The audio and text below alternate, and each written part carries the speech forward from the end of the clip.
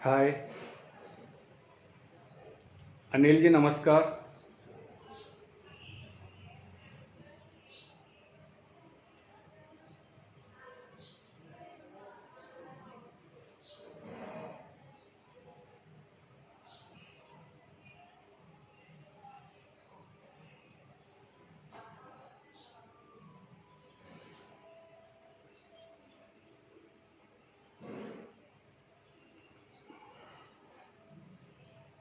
प्रशांत जी, नमस्कार। मोहन जी, राम राम।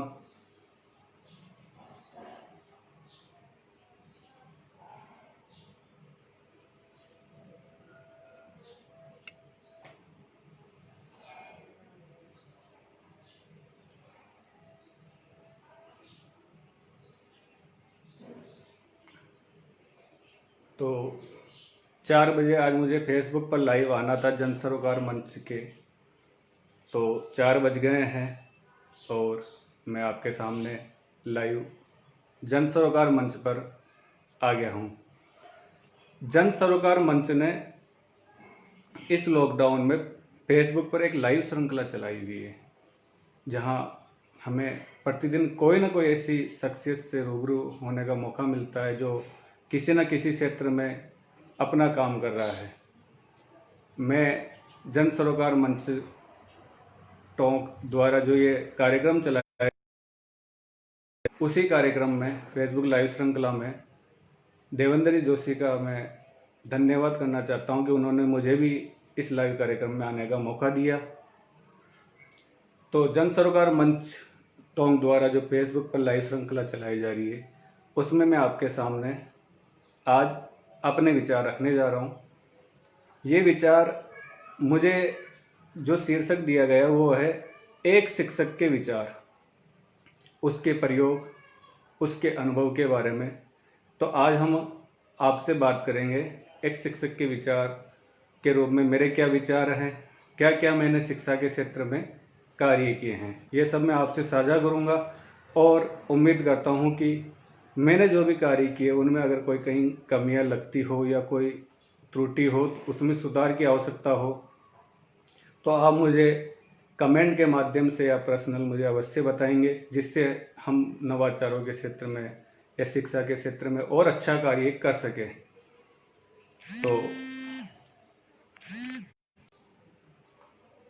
तो शुरुआत करते हैं हम आज इस फेसबुक लाइव श्रृंखला के कार्यक्रम की। आप सभी का फेसबुक लाइव श्रृंखला में स्वागत है। आप सभी को नमस्कार। तो शिक्षक के रूप में मैं कुछ बताने से पहले महेश जी सर, आपका बहुत बहुत धन्यवाद। एक शिक्षक के रूप में जो कार्य मैंने किए हैं, उससे पहले मैं बताना चाहूँगा कि मैं शिक्षक ही बनना चाहता था या नहीं, या उससे पहले मैं क्या करता था और कैसे एक शिक्षक बना, उसके बारे में आपसे मैं थोड़ा सा 1-2 मिनट विचार साझा करूँगा। तो बचपन से रुचि तो रही थी कि कुछ ऐसा करूँ जिससे मन को सुकून मिले, ऐसा कार्य करूँ जो सकारात्मक भी हो और सभी को अच्छा भी लगे और मेरे मन को भी अच्छा लगे। इच्छा तो होती थी कि कविता भी लिखूं, कहानी भी लिखूं, लेकिन मैं कविता कहानी नहीं लिख पाया, चाहे वो शब्दकोशों की कमी रही हो या किसी न किसी प्रकार की कमी रही हो। अंशुल जी, नमस्कार। तो फिर भी मेरे दिमाग में बचपन से जो चल रहा था वो चिंतन कभी बंद नहीं हुआ। भले मैं उस क्षेत्र में जो चिंतन चल रहा था वो काम नहीं कर पा रहा था, लेकिन ये चिंतन बंद नहीं हुआ, लगातार मेरे चिंतन चलता रहा। इसी दौरान में कक्षा 10वीं की परीक्षा उत्तीर्ण करने के बाद जब अपने गांव पीपलू आया, तो मैंने 10वीं बोर्ड की परीक्षा के बाद, तो पापा एक रिपोर्टर का कार्य करते थे, तो मैं उनके न्यूज़ के कार्य से जुड़ गया। शुरू में न्यूज़ बनाना नहीं आता था, लेकिन जैसी भी प्रेस विज्ञप्ति आती वैसा ही मैं खबर बनाकर उनकी जगह भेज देता। धीरे धीरे मुझे खबर के मायने पता चला, कैसे खबर बनाते हैं, उसके क्या मायने हैं, कैसे खबर बनाने पर वो सार्थक खबर बनेगी, और मैं एक खबर के क्षेत्र में अपनी रुचि रखने लगा। मेरा क्षेत्र एक तरह से झुकाव अब खबरों की ओर होने लग गया था, कि अब मुझे अपना जो भी भविष्य है वो खबरों की ओर ही बनाना है, खबरों में ही बनाना है। ज़रूर मैम, कोशिश पूरी रहेगी कि मैं स्माइल भी साथ में रखूं। तो इसी दौरान कुछ संघर्ष भी मैंने देखे। 2004 से लेकर और 2011 तक एक पेट दर्द और खांसी की बीमारी से भी मैं इतना परेशान रहा कि शायद मैंने सोचा नहीं था कि मैं वापस कभी ठीक हो पाऊंगा। लेकिन आप सबकी दुआओं से 2011 में 8 साल बाद मैंने सफलता प्राप्त की, मैं ठीक हुआ। और इस दौरान ही मेरा सपना शिक्षक बनने का कभी नहीं था। मैंने MBA के क्षेत्र में, SCA के क्षेत्र में ही मेरा जाने का विचार था, और सभी के जिनके साथ में रहता था उनका भी विचार यही था कि मैं ऐसे क्षेत्र में कार्य करूं या IAS की परीक्षा दूं। लेकिन इसी बीच में मैंने BA के बाद जब B.Ed की परीक्षा दी थी तो उसका रिजल्ट आ गया, तो सभी ने कहा कि एक बार तो आपको B.Ed करनी ही होगी, उसके बाद आप कुछ भी करें अपने भविष्य में, लेकिन B.Ed करना है। तो कुल मिलाकर मैंने सबके कहने से 1 साल B.Ed की, और सभी की इच्छा से जब B.Ed पूरी हो गई तो अब मेरा वास्तव में जो पहले का जो विचार था वो बदल कर एक शिक्षक की ओर होने लग गया धीरे धीरे। अब मेरा जो दिमाग का जो चिंतन था वो अब शिक्षक की तरफ भी होने लग गया। तो 2011 के बाद 2012 में जब मैं ठीक हुआ तो मैंने 2 ग्रेड की भर्ती की परीक्षा दी, लेकिन एक सवाल से रह गया। कोई बात नहीं, इसके बाद भी मैंने हिम्मत नहीं हारी, उसके बाद 3री श्रेणी की परीक्षा दी और उसमें मैं सफल हुआ। यहीं से मेरा क्षेत्र एक नए क्षेत्र की ओर, जो पहले मैं पत्रकार बनना चाहता था या उस पत्रकारिता के क्षेत्र में कुछ करना चाहता था, अब मेरा क्षेत्र बदल गया, वो हो गया शिक्षक के रूप में। तो दिनकर विजयवर्गीय के रूप में अब मेरा जो काम करना था वो था शिक्षा के क्षेत्र में काम करना। राजकीय उच्च प्राथमिक विद्यालय जय किशनपुरा में 2015 में 20 मार्च को मेरी पोस्टिंग हुई। तो अब तक जो मेरे दिमाग में चिंतन चलता था वो चलता था कि शिक्षा के क्षेत्र में क्या किया जाए, वो पत्रकारिता के क्षेत्र में क्या किया जाए। लेकिन अब शिक्षक बन गया तो वहाँ पे सामना बच्चों से था, लेकिन मेरी एक बचपन से एक कह सकते हैं कि कमी थी कि मेरे अंदर एक अंतर्मुखी में था। मैं बहुत कम दूसरों से बोलता था या अपनी बातें नहीं रख पाता था, या शर्म मान लो, कुछ भी मान लो। तो इस कारण से मैं बहिर्मुखी नहीं बन पा रहा था। विचार बहुत सारे मन में आते थे लेकिन मैं अंतर्मुखी ही बना हुआ था। तो इसी दौरान शिक्षक के रूप में जब विद्यालय पहुंचा तो बच्चों के सामने कहीं अब मुझे नया रोल निभाना था शिक्षक के रूप में। तो वहाँ पे समस्याएं नहीं थी, बच्चों को कैसे पढ़ाया जाए, कैसे उनको शिक्षा रुचिकर लगे, इन्हीं के बीच में मेरा चिंतन शुरू हुआ। लेकिन वही बात कि मेरे अंदर जो अंतर्मुखी मन था, झिझक थी, उसके कारण मैं कर तो रहा था, लेकिन जैसे दूसरों के वीडियो दिखा दिए या कुछ अन्य कार्य से मैं उनको मोटिवेट कर रहा था, लेकिन मैं सामने बच्चों के सामने खुद नहीं आ रहा था कि मैं खुद इनको बताऊं कि आप ऐसा करें वैसा करें, इस प्रकार शिक्षा को रुचिकर बनाएं। राकेश जी सर हमारे विद्यालय के हैं, तो उनको मैं अपनी बात रखता था कि भाई साहब मेरे दिमाग में ये आ रहा है कि हम बच्चों को ये बताएं तो बच्चे मोटिवेट हो सकते हैं। और वो मेरे बताए अनुसार जो भी मैं बताता उनको बच्चों के सामने रखते। लेकिन मन में एक बात थी कि जिस दिन राकेश जी सर नहीं आए उस दिन कौन बताएगा बच्चों के वो बातें जो मेरे मन में हैं। तो ऐसा 1-2 साल से चल रहा था। हम कर रहे थे अपनी जगह नवाचार, लेकिन वो मन को एक संतुष्टि प्रदान करने वाला नहीं था। एक दिन राकेश जी सर नहीं आए और मेरे मन में एक अच्छी कविता थी। अब बच्चों को सुनाना है लेकिन मन में झिझक के भाव थे, तो सोचा क्या किया जाए। कमरा बंद कर लिया छोटे बच्चों के बीच में, और बस यहीं से मतलब जो मेरा एक टर्निंग पॉइंट है शिक्षा के क्षेत्र में, वो यहीं से शुरू हुआ है। मैं बच्चों को गेट बंद करके, और उनको एक कविता थी, एक मोटा हाथ थी, उसको गतिविधि के साथ बच्चों के साथ की। मैंने देखा बच्चे उसमें रुचिपूर्वक भाग ले रहे हैं, और बच्चे रुचिपूर्वक भाग ले रहे हैं, और मैंने देखा कि उसी दिन उसी समय बच्चों को कविता भी याद हो गई, बच्चों को गिनती भी रुचिपूर्वक लगने लगी कि गिनती भी याद कर रहे कविता के माध्यम से, उनकी मौखिक अभिव्यक्ति भी दिखाई देने लगी। तो मैंने सोचा क्यों ना बच्चों को इस प्रकार की शिक्षा रुचिकर लग रही है तो हम थोड़ा सा शिक्षा में बदलाव करें। दूसरी कविता भी मैंने कमरे में ही सुनाई थी बच्चों को, लेकिन तीसरी कविता के समय लगभग मेरे मन से अधिक जो झिझक थी वो काफ़ी हद तक दूर हो चुकी थी, और मैं अब बच्चों से मैदान में एक मोटा हाथी या कथा गाना की जगह एक कविता जो बच्चों को सुनाई वो ये थी। बिल्कुल आशीष जी आप जो बता रहे हैं वही कविता मैं सुनाने जा रहा हूं। Early to bed, early to bed,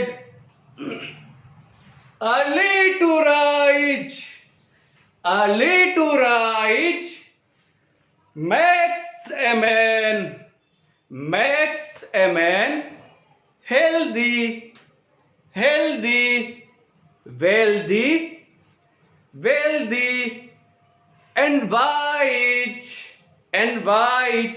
तो इस प्रकार की कविताएं अब मैं बच्चों को सुनाने लगा, और यहीं से मेरा एक नया नवाचार शुरू हो गया। बिल्कुल मोहन जी सर, शुरुआत एक मोटा हाथी से ही मेरे अंदर जो झिझक थी वो दूर हुई थी बच्चों के बीच, और एक मोटा हाथी अभी संभव तो नहीं है लेकिन बच्चों के बीच में ये कविता बहुत ही कारगर है। तो इस प्रकार बच्चों के बीच में काव्य पाठ किया जाने लगा, तो इसका बहुत बड़ा प्रभाव पड़ा।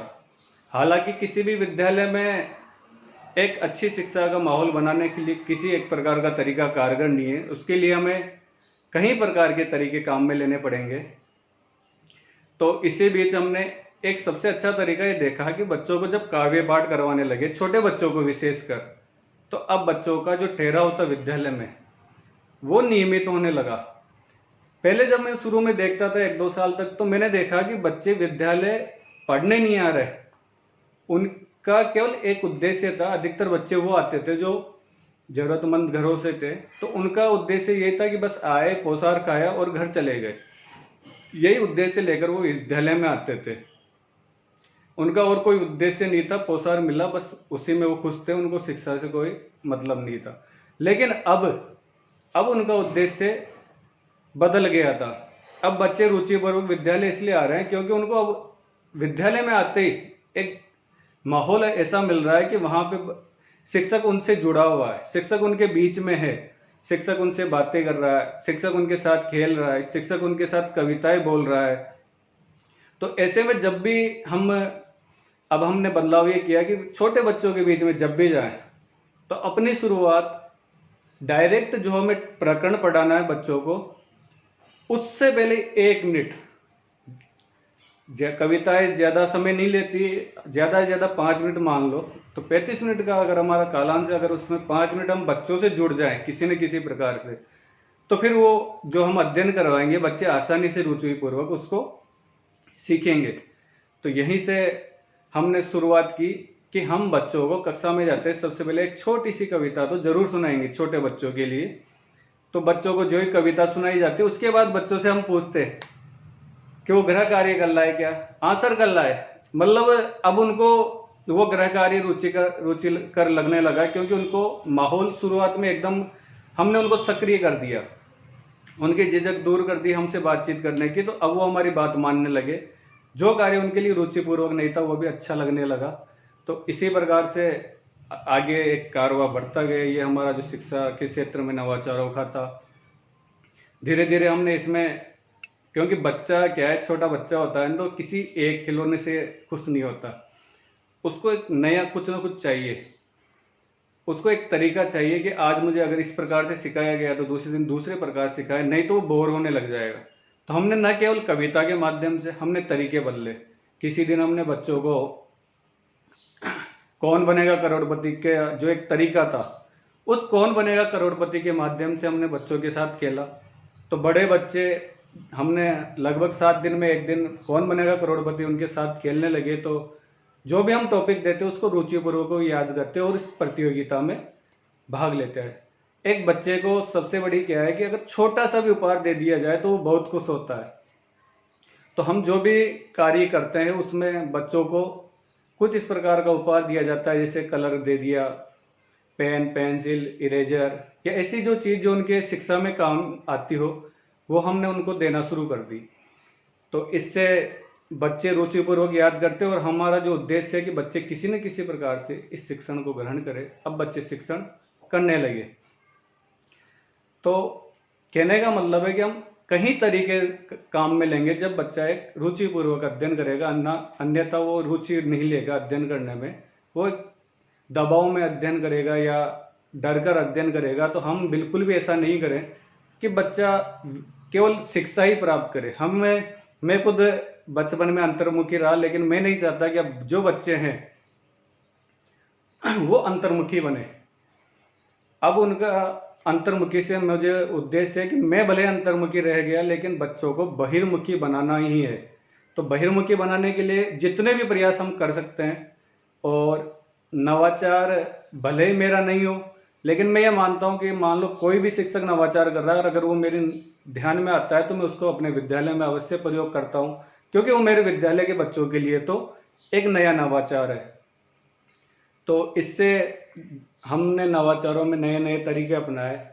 एक विद्यालय में सर्वांगीण विकास करने के लिए न केवल बच्चों को अध्ययन करवाना है, बल्कि हमें विद्यालय को सुंदर बनाना भी है, जिससे हमें सकारात्मक वातावरण, सकारात्मक ऊर्जा मिले। तो हमारे विद्यालय में का जो परिसर है उसे रिकॉर्डली बालाजी का बाग भी कहा जाता है, और कहा जाता है कि ये सच में ही पहले बालाजी का बाग ही हुआ करता था। यहाँ पे बहुत सारे पेड़ हुआ करते थे, लेकिन हम देख रहे थे कि यहाँ पे 2 पेड़ नीम के और 1 पेड़ बरगद का है, बाकी किसी प्रकार के कोई पेड़ नहीं है। तो हमने सोचा क्यों ना हम यहाँ पर पौधारोपण करें। तो जो कुछ लोग थे उन्होंने कहा, या पुराने शिक्षकों ने कहा कि सर यहाँ पौधारोपण करने से कोई फायदा नहीं है, आप पेड़ लगाओगे बच्चे उखाड़ कर ले जाएंगे या नष्ट कर देंगे। थोड़ा सुनकर निराशा तो मन में हुई, लेकिन सोचा कि करके तो देखें, क्योंकि किसी काम को करके नहीं देखेंगे तो कैसे पता चलेगा कि सच है या झूठ है। किया, और शुरुआत में हमने 1-2 नहीं, विद्यालय के वातावरण को सुंदर बनाने के लिए 500 से अधिक पेड़ पौधे लगाए। मिट्टी के अंदर मोरिंडा नामक जो मिट्टी है उसमें पेड़ पौधे आसानी से नहीं लगते, लेकिन हमने उसी मिट्टी में भी पौधारोपण कर दिया। कुछ पौधे हालांकि जो किसी शिक्षकों ने पुराना ने कहा था कि नष्ट करेंगे, सच में बच्चों ने नष्ट भी किए, लेकिन हमने हार नहीं मानी। वो पौधा नष्ट होता या तो पहले बचाने की कोशिश की जाती, कैसे भी बच जाए, नहीं बचता तो हम उसकी जगह दूसरा पौधा लगाते। और देखते ही देखते मात्र 2 साल के अंदर सभी स्टाफ के सहयोग से आज जो विद्यालय का जो बालाजी का बाग केवल रिकॉर्डली था, धरातल पे नहीं था। आज अगर कोई भी विद्यालय में आता है तो उसे सच में बालाजी का बाग नजर आएगा, चारों तरफ उसे पेड़ पौधे नजर आएंगे। और आज तो मुझे भी खुशी होती है कि उन पेड़ पौधों को 2 साल से हम छोटे देख रहे थे, लेकिन आज सभी पेड़ पौधों की ऊंचाई मेरे से भी ज़्यादा, अब मेरे वो हाथ नहीं आते हैं, अधिकतर पेड़ ऐसे हो गए हैं। तो अब मुझे खुशी मिलती है कि सच में हमारे जो स्टाफ ने मिलकर पेड़ पौधे लगाए, अब वो बड़े हो गए हैं और ये बालाजी का बाग बन गया। एक दिन सोचा कि क्यों ना यहाँ पर ऐसी घास मैदान में लगाई जाए कि बच्चे आसानी से चल सकें, खेल सकें, धूप में उनको दिक्कत नहीं हो, पैर नहीं जले। तो हमारे एक हरियाणा के सर है, हमने किसी काम में ये नहीं देखा कि ये काम कैसे होगा, को हरियाणा के सर हैं, तो हरियाणा से हमने उनके घर पे जो घास लगी हुई थी, अमेरिकन घास, हमने वहीं से उनसे घास मंगवा ली। और एक हमने उत्पादन क्षेत्र बना रखा है ताकि घास कभी ख़त्म नहीं हो। वहाँ हमने उस एक तरह से पानी जाता रहता है और घास नहीं आती रहती है। वहाँ से हम थोड़ी थोड़ी घास मैदान में धीरे धीरे लगाने लगे, और आज लगभग 50% से अधिक मैदान को हमने घास से कवर भी कर दिया है। तो इसी तरह हमारी जो विद्यालय का भवन था, वो पहले उसका जो नज़ारा था वो ऐसे लगता था जैसे कोई खंडर भवन हो या जर्जर भवन हो। हमारे प्रधानाध्यापक सर ने उस विद्यालय का जो नक्शा है भवन का, उसको बिल्कुल बदल दिया। उसको ऐसी कलर से पेंटिंग करवाई कि वो 1-2 साल नहीं, कई सालों तक टिकी रहे। तो अब विद्यालय को कुल मिलाकर हम अब विद्यालय को देखें तो हर प्रकार से एक रोचक विद्यालय, एक सकारात्मक वातावरण विद्यालय में नज़र आने लगा है। इसी तरह बच्चों को हमने एक शिक्षक के सहयोग से टीवी लाए और पेन ड्राइव लगा दिया। अब सरकारी शिक्षक हैं तो कहीं सरकारी कार्य भी करने होते हैं, तो विद्यालय में जब हम सरकारी कार्य करते और क्लास में कक्षा में नहीं जा पाते, तो उस समय हमने बच्चों को पेन ड्राइव लगा देते, चालू कर देते, और बच्चों के सामने जब वो, उनकी नज़र में भले ही वो कार्टून थे, लेकिन हमें पता था कि वो कार्टून के साथ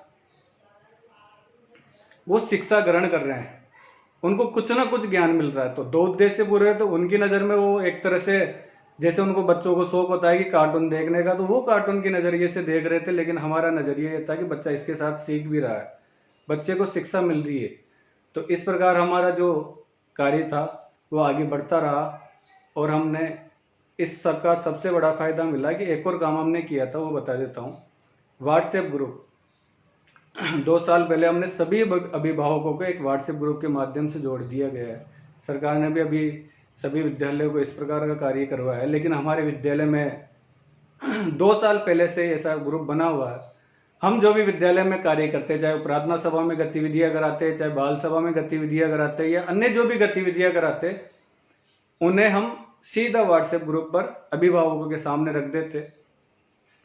तो इससे क्या है कि हमें हमारे विद्यालय की जो भी गतिविधियां थी उन्हें बताने के लिए अभिभावकों के पास अब जाना नहीं होता था।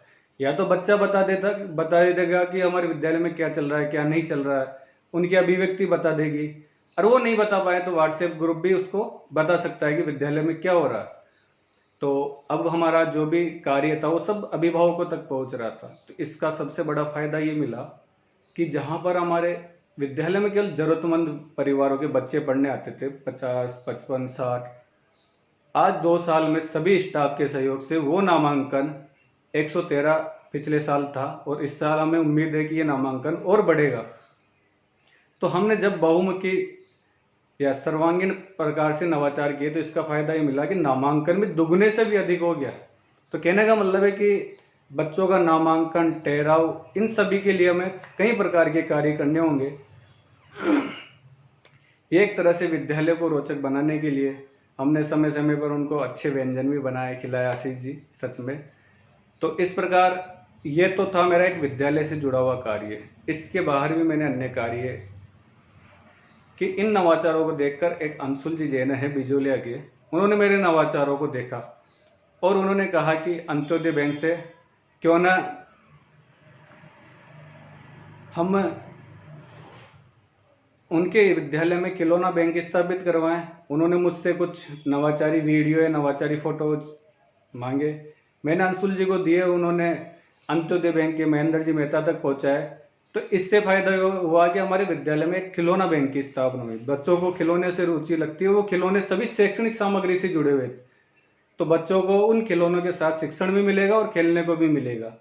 तो इस प्रकार हमारा खिलौना बैंक स्थापित हुआ, साथ ही मुझे भी नवाचार कार्य करने में ऊर्जा मिली। अंशुल जी जैन के साथ मिलकर हमने एक कार्यक्रम और शुरू किया, हर हाथ कलम अभियान। इसका उद्देश्य था कि कई विद्यालयों में बच्चे, सरकारी विद्यालयों में बच्चे पढ़ने आते हैं। तो जब बच्चे पढ़ने आते हैं तो उनके अभिभावक जरूरतमंद परिवारों से होने के कारण या तो पेन पेंसिल नहीं दिला पाते, या कुछ अभिभावक अपने बच्चों के प्रति ध्यान नहीं देते, तो बच्चे पेन, पेंसिल, नोटबुक आदि नहीं लाते हैं। तो ऐसे में क्या किया जाए, तो हमने मिलकर एक कार्य शुरू किया, और वो कार्य था स्टेशनरी बैंक।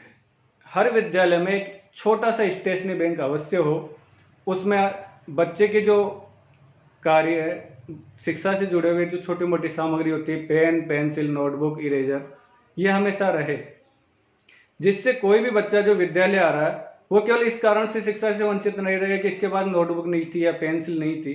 और इस प्रकार हमने हर हाथ कलम अभियान जो शुरू किया, वो हर हाथ कलम अभियान न केवल एक विद्यालय में, हमने टोंक जिले के 25 से अधिक विद्यालय में लॉकडाउन से पहले स्थापित करवाने की कोशिश की। टीम भावना से स्टेशनरी बैंक स्थापित हुए, और हमारा जो प्रयास है वो ये है कि हम टोंक जिले के लगभग सभी विद्यालयों में स्टेशनरी बैंक स्थापित करें। और इस तरह हम ये हर हाथ कलम अभियान के तहत स्टेशनरी बैंक स्थापित करने का कार्य कर रहे हैं। आशा है आप सभी भी इसमें जुड़ेंगे, क्योंकि ये जरूरतमंद बच्चों से जुड़ा हुआ कार्य है। तो जरूरतमंद बच्चों को जब अगर ये सामग्री मिल जाती है तो निश्चित तौर पे शिक्षा को प्राप्त करेगा। तो इस प्रकार हम कुछ ना कुछ कार्य करते रहते हैं। हमने सोचा कि हर हाथ कलम अभियान में कोई भी व्यक्ति सहयोग कैसे करे खुशीपूर्वक, तो हमने एक तरीके इसमें नए नए करते हैं।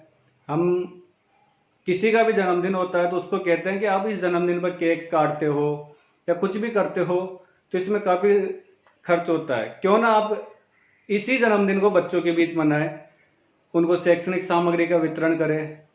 तो अब जो भी किसी बच्चे का जन्मदिन होता है, किसी के घर में जन्मदिन होता है, तो अब उसने अपना जन्मदिन बच्चों के साथ मनाना शुरू कर दिया। और सच में जब उन्होंने अपना जन्मदिन बच्चों के साथ मनाया तो अब उनको और आनंद आने लगा।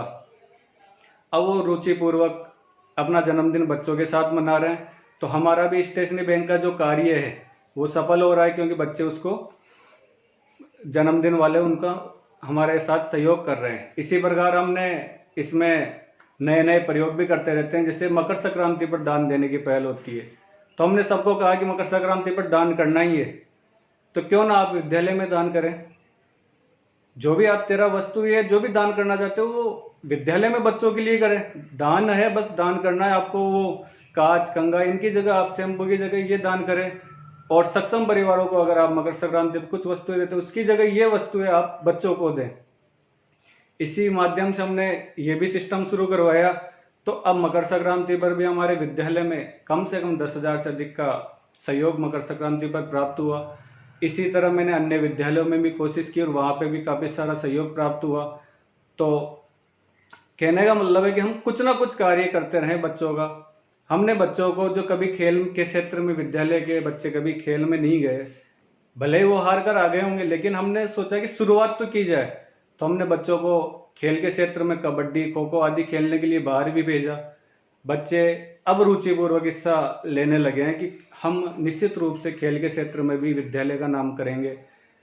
ऐसे ही हम सांस्कृतिक कार्यक्रम होते हैं 26 जनवरी 15 अगस्त को, तो उसमें भी हमने नवाचार किए, क्योंकि आदत अब पड़ गई कि कुछ ना कुछ करना है।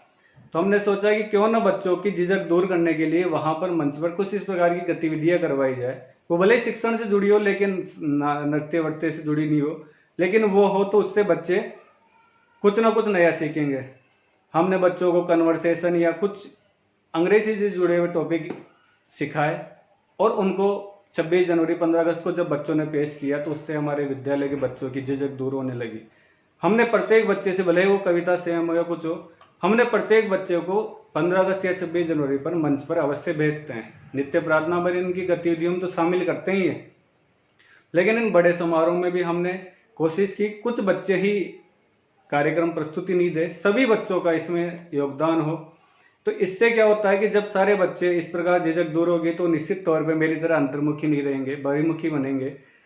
इसी प्रकार हमने हर हाथ कलम अभियान के बाद वही इसी टीम से जुड़कर हमने अंत्योदय बैंक की स्थापना की, जिसमें जैसे हम कुछ कपड़े ऐसे होते हैं जो छोटे हो जाने के कारण या किन्हीं कारणों से पहनना बंद कर देते हैं, लेकिन वो अन्य लोगों के लिए लाभ पहनने लायक होते हैं जो ज़रूरतमंद होते हैं। तो ऐसे कपड़े भी हमने सामाजिक सरोकार के तहत इकट्ठे करने शुरू किए और गांव-गांव जाकर उन मोहल्लों में इन कपड़ों का वितरण किया जहां पे ज़रूरतमंद लोगों को ज़रूरत है।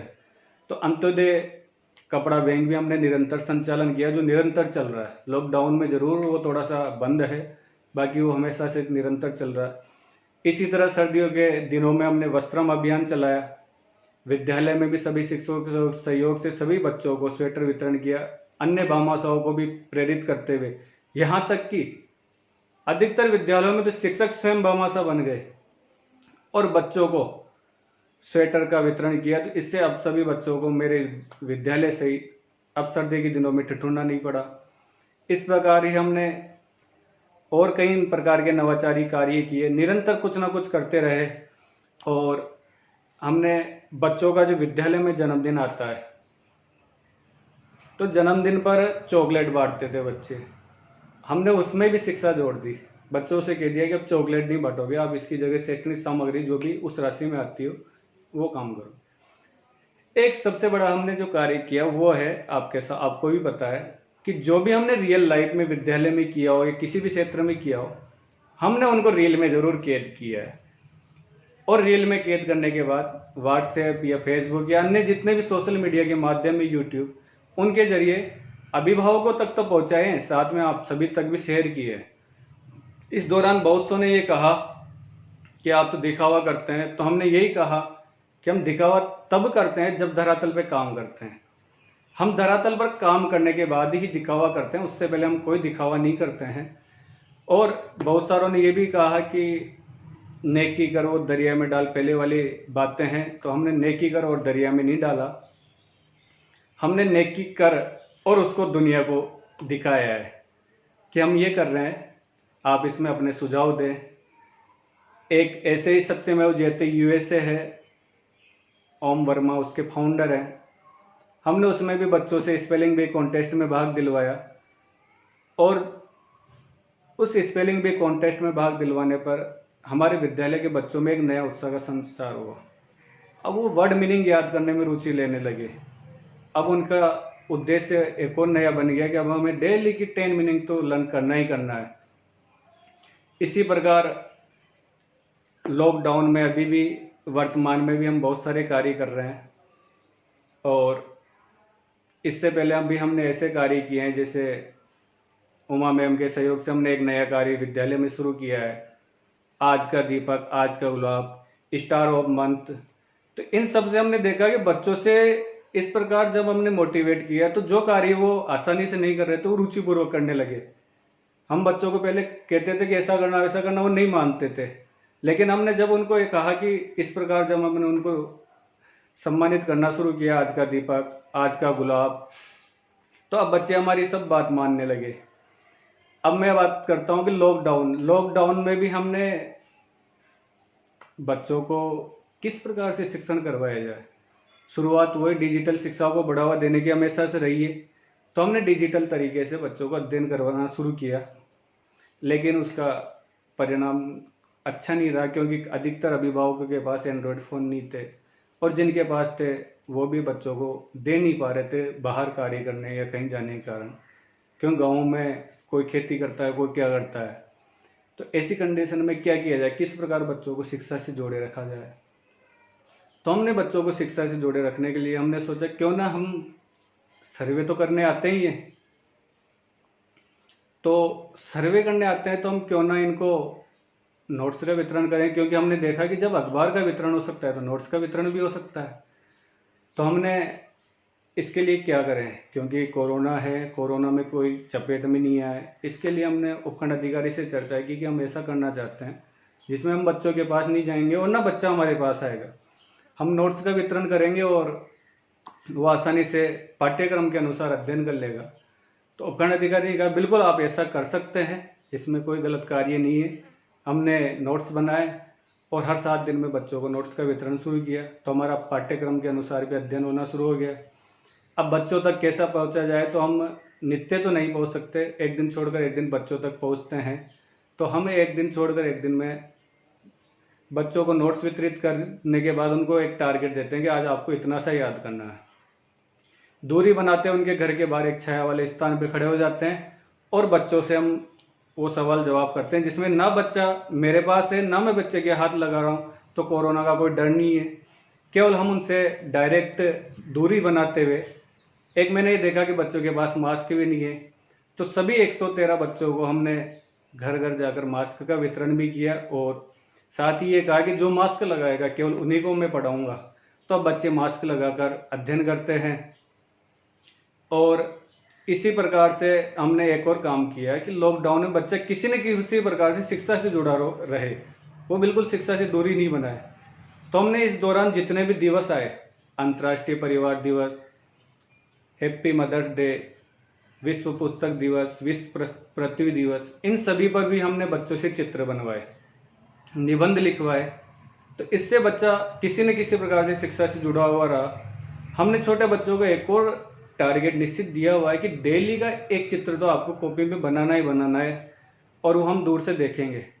तो इससे अधिकतर बच्चे चित्र भी डेली बनाते हैं। इसी तरह हमने लॉकडाउन के अंदर एक ज्ञानम पहल भी शुरू की। उस ज्ञानम पहल के तहत अप्रैल माह में हमने एक प्रतियोगिता रखी कि जो भी कोरोना महामारी पर लेख या निबंध भेजेगा उसको पुरस्कृत किया जाएगा। अधिकतर लोगों ने, राज्य के नहीं देश के लोगों ने इसमें हिस्सा लिया।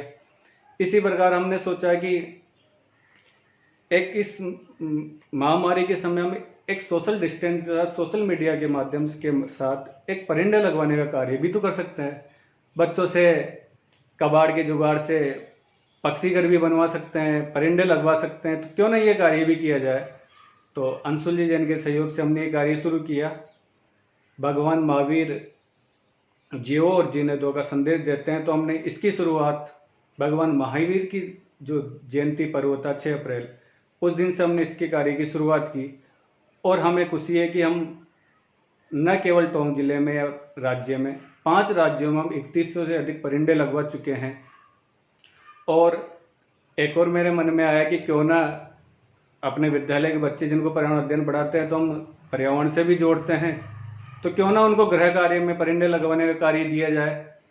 तो मैंने देखा कि 2 दिन में सभी बच्चों ने अपने अपने घरों में कबाड़ के जुगाड़ से, किसी ने टप से, किसी ने तेल की पीपी से, किसी ने मटकी से, किसी ने किसी प्रकार से परिंदे का निर्माण किया और परिंदे गृह कार्य में सभी विद्यार्थियों ने लगाए। तो जीवदया अभियान के तहत हमने सभी विद्यार्थियों सहित पूरे राज्य में देश के कई लोगों से परिंदे बनवाए। सबसे अच्छा पक्षी घर को हम पुरस्कृत भी करेंगे।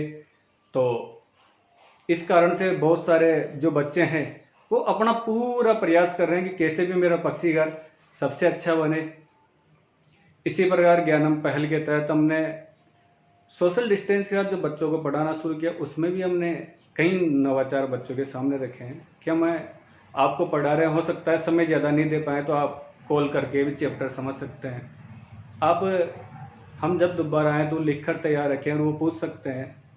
इसमें भी हमने एक बच्चों के शिक्षा से वो जुड़े रहे, तो एक उनके साथ एक वो रख दिया कि पुरस्कार राशि, कि जब विद्यालय संचालित होगा तो इस लॉकडाउन में हमने आपको जो घर आकर पढ़ाया है, जो स्माइल शिक्षा से पढ़ाया है, उसमें जो बच्चा टॉप 3 रहेगा उनको चांदी के सिक्के देंगे, प्रशस्ति पत्र देंगे और साथ ही फर्स्ट आने वाले को कक्षा वाइज, ऐसा नहीं पूरे विद्यालय में, जो भी जिस कक्षा में प्रथम आएगा उसको 1151 रुपये, द्वितीय आएगा तो 551 और तृतीय आएगा तो 251 रुपये देंगे।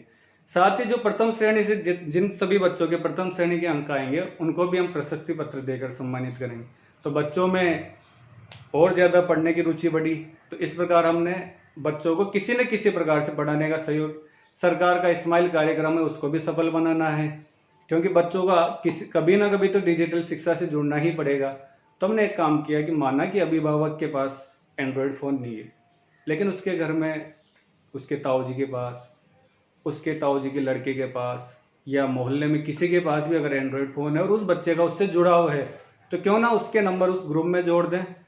तो उस बच्चे से बात की जिसके जो उसको जानता था, हमारे बच्चों को जो जानता था, उससे उस युवा से बात की कि हम आपके नंबर जोड़ना चाहते हैं, अगर आप इनको हमारा जो भी स्माइल कार्यक्रम में मैटर आता है वो बता दो।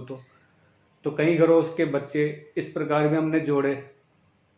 इसी प्रकार इस जन सरोकार मंच के जो देवेंद्र जी जोशी हैं वो अजीम प्रेम जी फाउंडेशन से जुड़े हुए हैं। तो अजीम प्रेम जी फाउंडेशन नित्य कॉन्फ्रेंस के माध्यम से भी शिक्षकों के साथ या अन्य लोगों के साथ ऑनलाइन कोर्स करवाता है या कॉन्फ्रेंस करता है। तो हमने भी इससे जुड़े हुए हैं। तो हमने एक दिन राजेंद्र जी के सामने रखा कि क्यों ना सरकारी विद्यालय के बच्चे जो अन्य बच्चे हैं इस पीबलू क्षेत्र के, उनको भी तो इस कॉन्फ्रेंस में जोड़कर अगर बात करें तो लॉकडाउन में वो भी आपस में चर्चा कर सकेंगे, एक दूसरे से बात कर सकेंगे। तो हमने 7 दिन में एक दिन, वो दिन है रविवार को 10 से 12 के बीच में हम अजीम प्रेम जी द्वारा जो टोल फ्री नंबर उपलब्ध करवाया जाता है उस पर बच्चों से कहानी पर चर्चा करते हैं। हम 2-3 दिन पहले सोशल मीडिया के माध्यम से बच्चों तक कहानी पहुंचाते हैं और जो बच्चे हमारे विद्यालय के वो नहीं जुड़े हैं उनको कोशिश करते हैं कि वो कहानी हम सुनाते हैं और कहते हैं कि कीपैड वाले मोबाइल से भी आप इस पर चर्चा कर सकते हैं। तो अब बच्चे टी कॉन्फ्रेंस या ये जो एक पहल है अजीम प्रेम जी फाउंडेशन की, उसके माध्यम से रुचिपूर्वक हर संडे को हमसे 10 से 12 के बीच में बहुत ही मज़ेदार वो चर्चा होती है। उमा मैम एवं कई बड़े शिक्षक भी उसमें जुड़े हुए होते हैं जो उन बच्चों से सवाल जवाब करते हैं, तो बच्चे रुचिपूर्वक अब इस प्रकार टी कॉन्फ्रेंस में भी शामिल हो रहे हैं और कहानी पर चर्चा करते हैं। मतलब उनका कहानी के या शिक्षण या किताबें पढ़ने के प्रति भी रुचि बढ़ रही है, और हमारा उद्देश्य भी कि बच्चे ज़्यादा से ज़्यादा लाइब्रेरी की पुस्तकें पढ़ें। तो ये एक अच्छा तरीका है जिसके माध्यम से हम चर्चा के माध्यम से बच्चों से इन तरीकों पर बात कर सकते हैं। तो कहने का मतलब है कि हमें कुछ ना कुछ तो करते रहना होगा। ज्ञानम पहल के तहत हम कुछ ना कुछ हमें बिल्कुल नया करने की चाह प्रतिदिन हम रखते हैं। और एक और हम नया कार्य सभी शिक्षक विद्यालय के हैं जो पर्यावरण संरक्षण से जुड़ा कार्य वो शुरू करने जा रहे हैं। और 3 माह बाद जब बारिश होगी उस समय हम उस कार्य को आप सभी के सामने भी रखेंगे। अभी वो कार्य हम केवल कर रहे हैं, सफल होने पर आप सभी के सामने लाया जाएगा। तो नया करने की चाह प्रतिदिन हमारे मन में, हमारे स्टाफ के मन में, हमारी टीम के मन में हमेशा रही है। और टीम के सहयोग से हमने प्रतिदिन कुछ ना कुछ नया कार्य अवश्य किया है।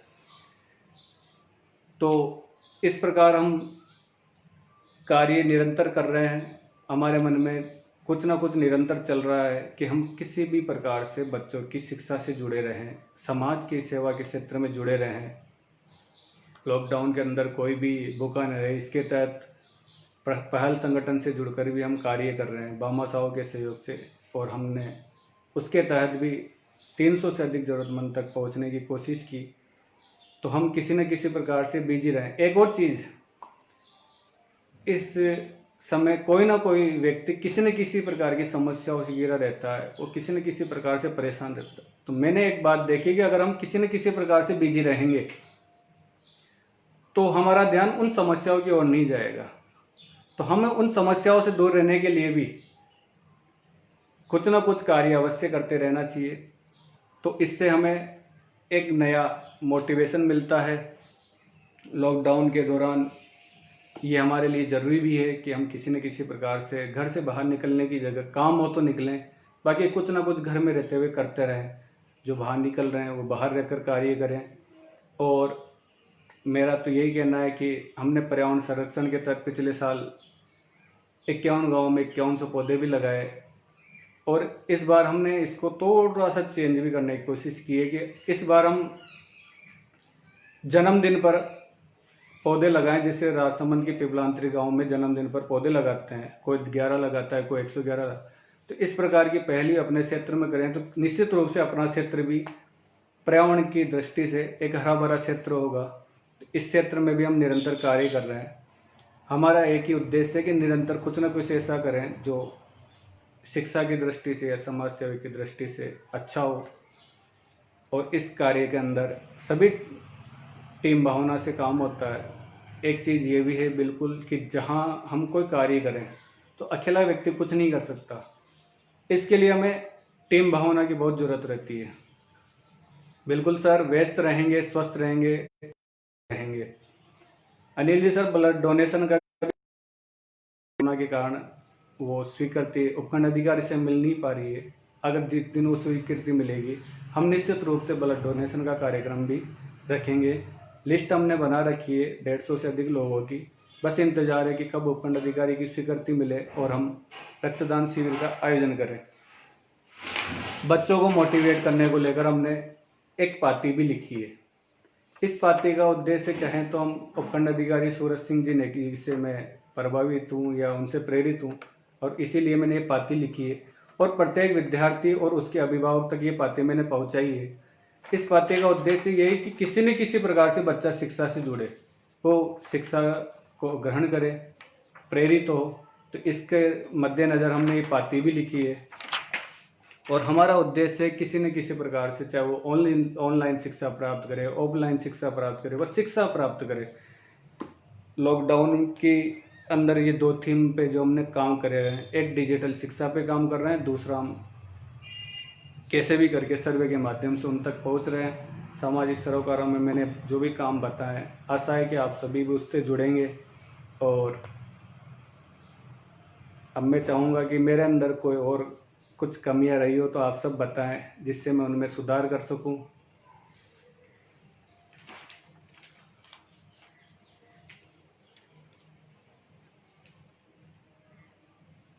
आप सभी के सुझाव आमंत्रित हैं।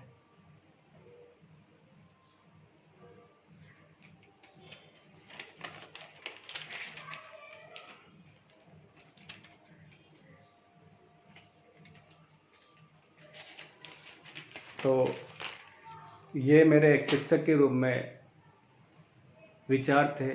शिक्षक के रूप में ये प्रयोग मैंने किए हैं। ये मेरे व्यक्तिगत अनुभव है जो मैंने आप सबसे साझा किए। आप सभी मेरे साथ जुड़े, इसके लिए सभी का शुक्रिया, धन्यवाद। आप इसी तरह मेरा हौसला अफजाई करते रहें, मुझे मार्गदर्शन देते रहें, सहयोग देते रहें, आशीर्वाद देते रहें। इसी के साथ मैं आज की इस चर्चा को विराम देता हूँ। नमस्कार।